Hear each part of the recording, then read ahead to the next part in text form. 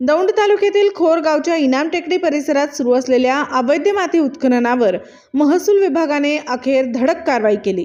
या कारवाईत एक जेसीबी व मातीने भरलेला ट्रॅक्टर डंपिंग जप्त करण्यात आला असून या प्रकरणामुळे संपूर्ण परिसरात एकच खळबळ उडाली आहे।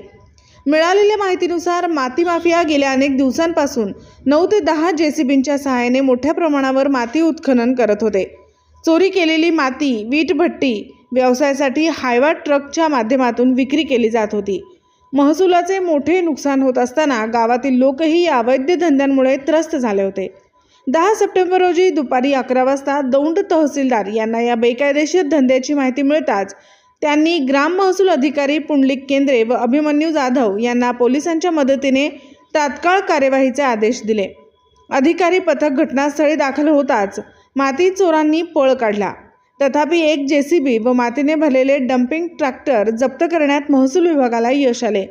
ग्राम महसूल अधिकारी केंद्रे यांनी सांगितले की अधिकारी वर्ग कमी असल्याने सर्व यंत्रणा पकडणे शक्य झाले नाही, मात्र मिळालेले मशीन ताब्यात घेऊन पुढील दंडात्मक कारवाई सुरू आहे।